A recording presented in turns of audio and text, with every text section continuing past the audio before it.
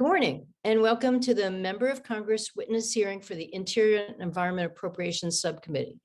As this hearing is fully virtual, we must address a few housekeeping matters.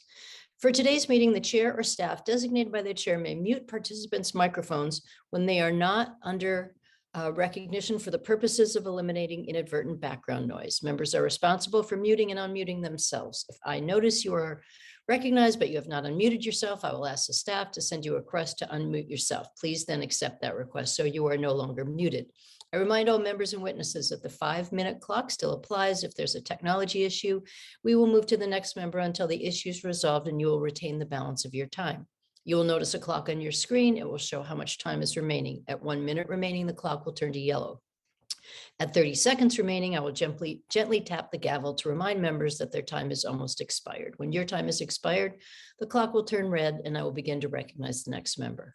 In terms of the speaking order, we will follow the order set forth in the House rules, beginning with the chair and ranking member, then members present at the time of the hearing is called to order will be recognized in order of seniority, and finally members not present at the time the hearing is called to order. Finally, House rules require me to remind you that we have set up an email address to which members can send anything they wish to submit in writing at any of our hearings or markups. That email address has been provided in advance to your staff. So today we'll hear from members of Congress on pressing issues, including air quality and monitoring, forest management, remediation of abandoned mine lands, and the importance of supporting insular areas.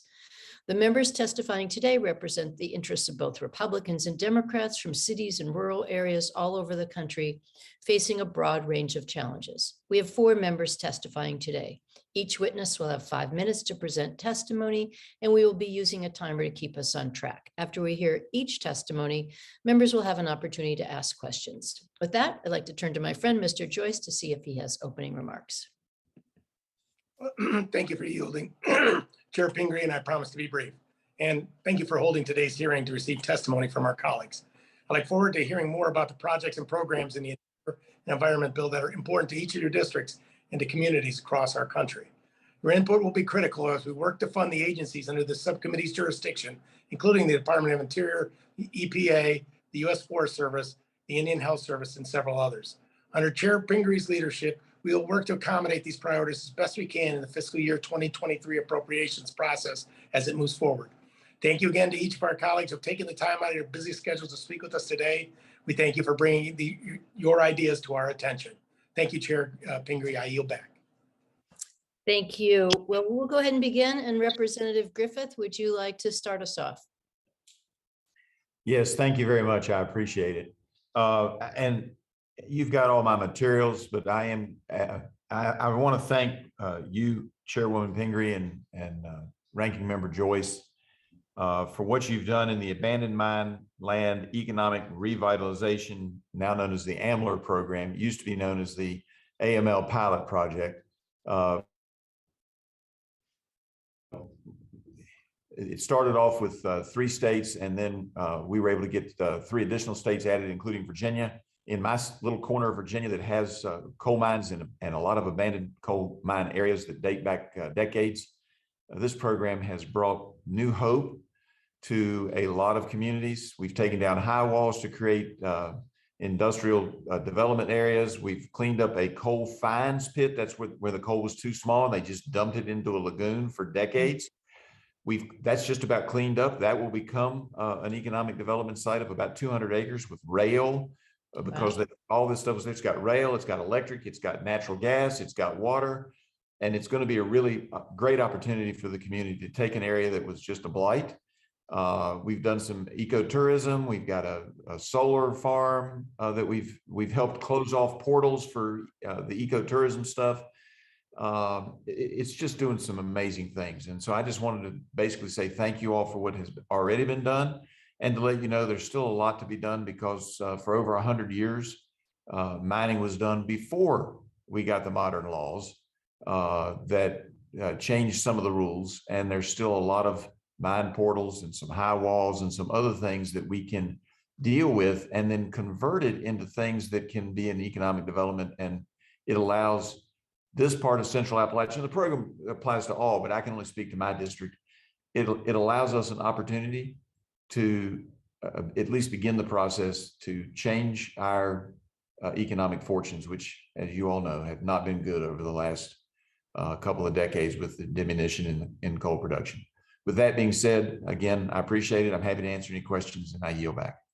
Great. Well, thank you so much. I appreciate your taking the time to let us know how beneficial that program has been and how it's really impacted you and your constituents. So that's wonderful to hear, and kudos to your own district for taking advantage of those opportunities. It just seems like a great way to reclaim abandoned mines. So your firsthand knowledge of that, I think, is really helpful to us. Mr. Joyce, anything you want to mention? Great. Well, thank you so much. I appreciate you taking the time to fill us in, and we'll look forward to working with you on that program in the future. Great. Representative Schreier, are you on with us? You want to? I sure am. Great. Well, we'd love to hear from you. Thank you so much. Excellent. Well, thank you, Chairwoman Pingree and Ranking Member Joyce, and it's great to see you, Mr. Griffith. I am here today to discuss a few issues of great importance to me in my district, specifically funding for state and volunteer fire assistance, the Legacy Roads and Trails program, and the Collaborative Forest Landscape Restoration program. The first program I want to speak about is the State and Volunteer Fire Capacity Programs, previously known as the State Volunteer Fire Assistance Programs. Wildfires across my district and the country have become bigger and more intense in recent years. In fact, in 2021, roughly 59,000 wildland fires burned more than 7 million acres and resulted in more than $4.4 billion in state and federal suppression expenditures. These programs are essential for keeping communities in my district and across the country safe. The State Fire Capacity Program helps state and local fire departments respond to wildland fires and conduct land management activities that mitigate fire risk on non-federal lands. It funds training for state and local responders who are often the first to arrive at a wildland fire, as well as equip them with the tools they need to put wildland fires out efficiently and safely.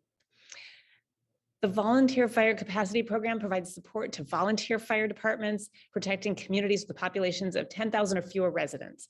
Fire departments protecting these smaller communities often lack the necessary resources and rely on more volunteer staffing compared to departments protecting communities with larger populations. So increasing funding and capacity for volunteer fire departments is paramount because they are the first responders to more than 80% of wildland fires, whether on state, federal, or private lands. I am leading a bipartisan letter on this program with Congressman Mike Bost and respectfully ask the committee to fund the State Fire Capacity Program at $79 million and the Volunteer Fire Capacity Program at $21 million for fiscal year 23. Next, I'd like to speak about a program that is near and dear to my heart called the Legacy Roads and Trails program. And this program leverages public and private funding to address water quality issues and access for threatened and endangered species like Chinook salmon, bull trout, and steelhead. It was created in 2008 because the General Forest Service road maintenance budget was unable to address the sheer volume of blocked culverts, landslides, and washouts, which were impacting water quality and access for threatened and endangered species. The need for funding remains great today. The Forest Service has identified a backlog of over $3.5 billion in deferred maintenance for over 370,000 miles of roads, hundreds of culvert projects, and over $600 million for priority watershed restoration. I also want to comment on some troubling information that I heard recently, that a significant portion of the funding for Legacy Roads and Trails may be redirected to wildfire-related work. And let me be clear, as you just heard, you will not find a bigger champion for wildfire funding than me, but it is critical that funding for this program, which addresses critical clean water and aquatic habitat work, is protected. The language I've pushed for clearly outlines that Legacy Roads and Trails' purpose is to protect or improve water quality in drinking water, restore habitat for threatened or endangered species. Few programs deliver the recreational, environmental, and economic benefits as this program, and I respectfully request $100 million for this program in 23. Finally, and I can't see my time, I want to speak about the Forest Service's Collaborative Forest Landscape Restoration Program, which funds science-based ecosystem restoration of priority forest landscapes, particularly in Western fire-prone states like my home state. It leverages national, local, and private resources to fund these community-based forest management programs. And these programs also support rural communities. My district contains many areas identified at most at risk for catastrophic wildfire, and this program is incredibly important. I urge you to support this vital program by providing full funding for CFLRP in fiscal year 2023. And I sincerely thank you for this opportunity and ask for that support. Thank you. Yeah, thank you so much for your thoughts and your remarks, and for the brilliance of doing that in exactly 5 minutes. Without seeing the clock, you are exactly on time. So clearly you've been in Congress long enough to master the 5-minute set of remarks. So just a couple of things I want to say. Well, I know from having the privilege of serving with you on the Agriculture Committee, and both of us coming from states that are heavily forested, we share a lot of the same concerns. And so I appreciate your speaking up about the things that you're observing. And I was really pleased to see that on the Collaborative Forest Landscape Restorations Program, we were able to secure a significant investment in that, and I think actually doubled the funding for that program. So we're going to continue to focus on that, and it's really helpful to hear your sense of how important it is. I just wanted to mention one thing on the legacy roads and trails and the cooperative fire assistance programs. I think it's helpful to hear kind of what you're hearing out there.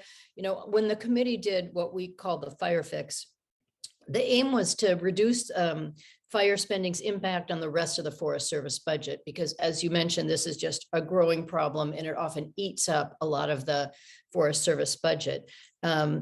So we also in 2022 reinstated the legacy roads and trails line item as a separate program line to better assist tracking of those dollars. So we can talk further about this, but I'd love to hear more about, you know, sort of your insights into how that money's not getting to where it needs to be, because we consider it an important program. We're trying to make sure that the money goes where it needs to go. It's there for a critical purpose. And we fully understand that it is very hard to fund wildfires at the rate that it's going now. But as I said, that was what sort of the quote fire fix was all about. So we can follow up with you on that. But I really appreciate you bringing it to our attention, and really thank you for taking the time to come before our committee today. Mr. Joyce, you want to add anything else, or are you good? Okay, good. All right, well, we'll keep moving on. Thank you, Representative Schreier, and Representative Garcia, thank you so much for being with us today. We'd love to hear from you if you're able. Yes, ma'am. Well, first of all, thank you so much, Chairwoman Pingree, for inviting me today, and Ranking Member Joyce, I hope you're comfortable over there. And to any of the committee members that may be listening in, I'm pleased to share with you my FY 2023 Appropriations Priorities. I'm proud to represent Texas 29th Congressional District that includes part of Houston, South Houston, Pasadena, Jacinto City, and Galena Park. Most of those cities are in and around the Houston Ship Channel in our industrial complex. My district is about 78% Latino. The average household income is about $48,000. And about 1/3 of my district is uninsured. In fact, just last week when the ACS survey was announced, it was also announced that my district now has the highest number of people that are uninsured of any district in the country. So it's an area where we are really very concerned about health risks. So for my district, environmental issues are not just health issues, but also social justice issues. There are racial justice issues. In the last decade, a slew of chemical and natural disasters have impacted the air quality of the greater Houston region. Additionally, the region has struggled with air quality control and air monitoring due to high amounts of ozone pollution and smog. For example, air monitors uncovered usually high levels of cancer-causing chemical formaldehyde in Houston in 2021. My community has taken great strides to monitor air quality more closely and more equitably through local community, state, federal, and private initiatives. I remember well when I was county commissioner that we worked real hard to try to get more monitoring in and around our Houston ship channel, but that's not enough. Increasing the number of air monitors is one step in the right direction so that we can ensure that communities of color are not disproportionately impacted by poor air quality and we can hold bad actors accountable. But certainly more needs to be done. That is why I am proud to champion a request this year among my colleagues for strong, robust funding for FY23 clear air programs. Specifically, I'm asking the committee and my colleagues to robustly fund the Environmental Protection Agency's State and Tribal Assistance Grants Program. The EPA State and Tribal Grants Program offers a variety of clean water and clean air initiatives. My letter asks for strong funding for this program, specifically for air monitoring and pollution abatement programs. This funding would greatly help communities like mine across the country that have long been underserved. Everyone deserves the right to breathe clean air. These monitors can mitigate the harmful pollution that leads to poor health outcomes, higher healthcare costs, and potential long-term disabilities and illnesses that prevent people from working. I'm proud to see that the committee prioritized strong funding last time, and I encourage us to continue that funding and make it a little bit more robust. We already have a handful of co-signers in our current letter. And again, our priorities for funding is critical, and it is one that can benefit everyone, low or middle income and racially and ethnically diverse. These communities have been the victims of environmental injustice for decades, and we can do better. Thank you for the consideration to my request. I sincerely appreciate the time and hard work that the committee and you have spent on making sure that the work of your committee reflects the needs and priorities of the districts. So again, I'm happy to answer any questions and thank you so much for your time. I yield back the balance of my time. Great. And you had 40 seconds left, so you had plenty to yield back. Thank you so much. We really appreciate your taking the time to come before us and talk a little bit about the impact in your community. And I think having the lens of environmental justice is so important as we really think how our programs are funded and implemented. And actually, I just want you to know that your leadership has been very helpful in securing increased funding for this program. So it does make a big difference that you've chosen to advocate for this. I know we're going to be working towards robust funding in the FY23 bill, but I just wonder if you have any suggestions about other ways that EPA could strengthen these programs to ensure that they're being as effective as possible in your district. Well, if there's any way to make sure that if the dollars go through our state, that there's guardrails to make sure that they do go for this purpose. As you know, I come from a state that has a governor that sometimes holds the dollars at the Capitol and sometimes uses those dollars for purposes that the Congress doesn't intend. So finding a way to quickly get the money on the ground, because I can tell you that it seems like Houston has an incident almost, sometimes once a month. Some are really bad and some are not. But there's something always going on because we are the energy capital of the world. My district is home to almost the entire petrochemical complex except for Exxon. I am right in the heart of the Houston Ship Channel. It's all there, but my workers need to be protected. We need more air monitoring, and we need more programs for mitigation. Great. Well, that is very helpful to hear. And I really appreciate your advocating for this. It's extremely important, and your district is a good example of that. Anything you want to add, Mr. Joyce? No, thank you, Chair Pingree. And I apologize that they're working right outside here. They just took a break, so that's why I didn't want to get on before. That's quite all very right. good. We're just glad to have your presence. So thank you for that. And yes, we have one more witness, and we're so happy to hear from American Samoa and Representative Radwagon. Please tell me if I'm mispronouncing your name, and go ahead, and we'd love to hear from you. Perfect. Thank you, Chair Pingree and Ranking Member Joyce, for the opportunity to testify on behalf of an increase for the American Samoa Operations account at the Department of Interior, Office of Insular Affairs for FY 2023. While the worst is behind most states on mainland USA, almost 10,000 miles away in the Pacific, Omicron rages. American Samoa is at its worst state since the pandemic outbreak, with over 4,000 new cases just in the past few weeks. The governor has implemented a code red lockdown, which will last for the foreseeable future. The federal government has responded quickly and forcefully. I accompanied a FEMA response team to American Samoa a few weeks ago, and we in American Samoa appreciate their support as our healthcare system has been overwhelmed. FEMA had to contract 40 healthcare professionals, doctors, nurses, and technicians just to help us out at our hospital, which the Army Corps of Engineers has reported to Congress is in a state of, quote, abject failure. Adding to the difficulties, over 1,000 of my constituents were stranded away from home for more than 1 year when our borders were closed as a protective measure against the pandemic.